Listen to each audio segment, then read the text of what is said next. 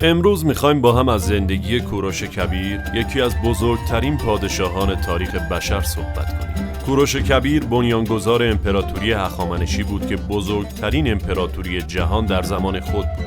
او با عظمت و عدالتش پایه‌های دموکراسی و حقوق بشر رو در جهان نهاد. با ما همراه باشید تا با زندگی و کار این مرد بزرگ بیشتر آشنا شوید.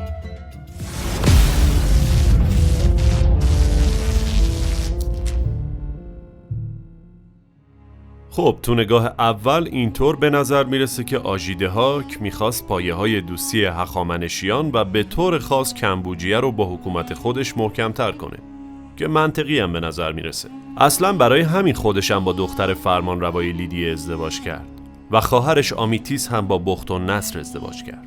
کلاً این موضوع اون زمان روتین بوده، ولی حالا اگه بخوایم به گفته‌های هرودوت پدر علم تاریخ استناد کنیم، داستان ازدواج ماندانا و کمبوجیه و در نهایت تولد و دوران کودکی کوروش این بوده. هرودوت میگه مدت‌ها قبل از تولد کوروش و قبل از اینکه اصلاً ماندانا ازدواج کنه، یه شب آژیدهاک خواب میبینه که از شکم ماندانا دخترش آبی میاد بیرون که کل پادشاهی ماد و کل آسیا رو این آب در بر میگیره. آژیدهاک از این خواب خیلی وحشت زده میشه و از موقها میخواد که خوابش رو تعبیر کنه. موقها بهش میگن خوابی که دیدید تعبیرش اینه که ماندانا فرزندی به دنیا میاره که میتونه برای پادشاهی شما خیلی خطرناک باشه. همین میشه که آژیدهاک تصمیم میگیره دخترش ماندانا با بزرگان ماد ازدواج نکنه که خدایی نکرده بچهش بر ضد پادشاه قیام نکنه. پس اونو میده به پادشاه پارس کمبوجیه که دیگه ماندانا پایتخت نباشه و خطری هم پادشاهو تهدید نکنه. هرودوت ادامه میده، میگه بعد از ازدواج ماندانا و کمبوجیه دوباره آژیدهاک خواب میبینه که این بار از شکم ماندانا یه نهال سبزی میاد بیرون. بعد رشد میکنه میشه یه درخت تاک بزرگ و همینطور بزرگتر و کل سرزمین ماد و کل آسیا رو در بر میگیره. تعبیر این خوابش هم شبیه خواب قبلیش بود، اینکه فرزند ماندانا پادشاهی ماد رو نابود میکنه. برای همینم وقتی که کوروش پسر ماندانا و کمبوجیه به دنیا میاد، آژیدهاک اونو از مادر پدرش جدا میکنه و میده به یکی از سرداران سپاه به نام هارپاک و میگه هارپاک این نوزاد رو سربنیز کن. هارپاک نوزاد رو با خودش میبره که بکشتش، ولی خب دلش نمیاد یه نوزاد رو بکشه. از طرفی هم فرمان پادشاه باید انجام بشه دیگه. پس هارپاک تصمیم میگیره که خودش این کارو نکنه و نوزاد رو میده به چوپان و میگه تو این کارو بکن، تو نوزاد رو بکش.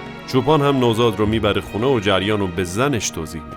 هرودوت اضافه میکنه که زن چوپان هم از قضا همون موقع یه بچه مرده به دنیا آورده بوده و زن و شوهر چوپان تصمیم میگیرن بچه مرده رو به جای کوروش نوزاد جا بزنن و نوزاد رو نکشن و همینطور هم میشه و اینطوری کوروش زنده میمونه. 8 سال بعد که کوروش دوران کودکیشو داشته پشت سر میگذاشته، یه بار مشغول بازی با بچه‌ها بوده. چند تا بچه از جمله کوروش داشتن با هم بازی میکردن. اسم بازیشون شاه بازی بوده، اینطوری که یکی از بچه‌ها به عنوان شاه انتخاب میشده، یکی وزیر و حالا چند تا پست دیگه. تو این بازی بچه‌ها کوروش رو به عنوان شاه انتخاب میکنن.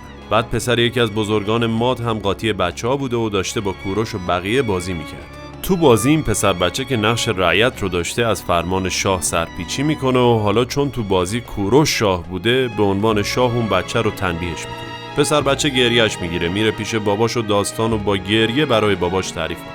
بابای بچم عصبانی پا میشه میره پیش پادشاه شکایت که شاه نگاه کن، در پادشاهی شما پسر یک چوپان جرأت کرده پسر یکی از بزرگان ماد رو کتک بزنه. آژیدهاک میگه عجب، بگید بچه‌ای که این خطا رو کرده بیارن اینجا ببینم. میرن کوروش رو میارن به دربار و آژیدهاک میگه بچه چرا این کارو کردی؟ چطور به خودت اجازه همچین کاری رو دادی؟ کوروش 8 ساله میگه تو بازی همه بچه‌ها منو به عنوان پادشاه انتخاب کردن و چون من شاه بودم اطاعت از فرمان شاه واجب بود و اون پسر این کارو نکرد و تنبیه شد و الان شما پادشاه منی و اطاعت از فرمان پادشاه بر من واجبه و من مطیع فرمان پادشاهی شما هستم. کوروش بعد از پادشاهی برای تثبیت و افزایش قدرت خودش مجموعه بزرگ پاسارگاد رو میسازه و یه جورایی اونو به عنوان پایتخت پادشاهی کوچیکش انتخاب میکنه. پاسارگاد همون جاییه که امروز مقبره کوروش اونجاست. در اصل قبلا اونجا پر از کاخها و بناهای باشکوهی بوده که به فرمان کوروش ساخته شده، ولی امروز تقریبا هیچ چیزی ازشون باقی نمونده جز مقبره ساده کوروش. اون زمان کوروش با ساختن پاسارگاد خودش رو به جهان اطرافش بیشتر از پیش معرفی میکنه. ساخت و کارسازهای بزرگ کوروش، قدرت نسبی که به دست آورده بود و تعریف و تمجیدایی که ازش میشد، باعث شد که آژیدهاک حواسش بیشتر از گذشته به کوروش باشه. مخصوصاً که آژیدهاک حدس میزد که در بابل عده‌ای میخوان با همدستی کوروش بر ضد پادشاه ماد شورش کنن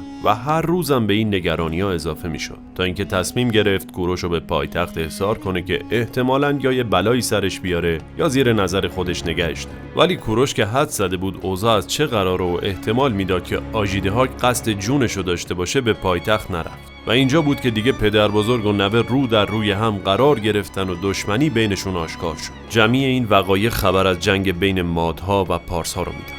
جنگ بین آریایی ها، جنگ بین پدر بزرگ و نوه، جنگ بین آژیدهاک و کوروش. تو جنگ بین آژیدهاک و کوروش فکر میکنید کی بیشتر از همه خوشحال؟ پادشاه بابل که میدید مادها و پارسها افتادن به جون هم. حالا کی بیشتر از همه ناراحت بود؟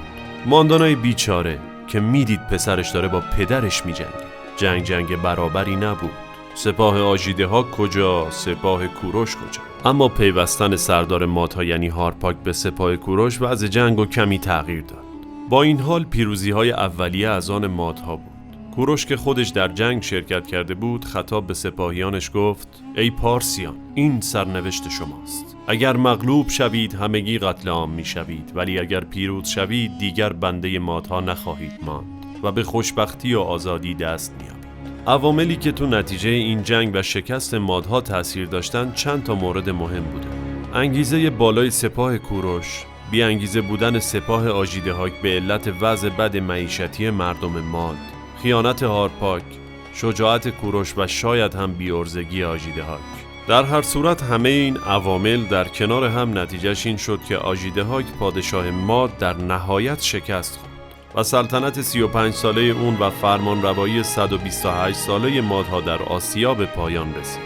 آژیدهاک بعد از 3 سال جنگ مداوم اسیر کوروش شد و زنده به دست اون افتاد. همه منتظر بودن تا به رسم اون زمان کوروش آژیدهاک رو به شدت مجازات کنه و بکشدش، ولی کوروش آژیدهاک رو عفو کرد و این کارش باعث شد طوایف مختلف ماد ازش خیلی راضی باشن. وقتی کوروش به سمت هگمتانه پایتخت مادها حرکت میکرد، طوایف ماد با شور و شوق به پیشواز کوروش اومدن. اون رو همراهی کردن. صحنه حرکت کوروش به سمت هگمتانه صحنه‌ای بود که انگار ملتی واحد در حال حرکت به سمت آزادی و رهایی. تمام این اتفاقات به قدری آروم و بی سر و صدا انجام میشد که انگار یه انتقال قدرت ساده اتفاق افتاده و اصلا جنگی در کار نبود. در نهایت کوروش چند هفته پس از پیروزی بزرگش وارد هگمتانه پایتخت مادها شد. با توجه به این اتفاقات کوروش شد پادشاه تمام سرزمین‌های ماد و پارس. خیلی ممنونیم که تا آخر این ویدیو همراه ما بودید. اگر از این نمونه ویدیو خوشتون میاد حتما ویدیو رو لایک کنید. با دوستانتون به اشتراک بذارید و در قسمت کامنت حتما نظرهای خودتون رو بنویسید. با تشکر.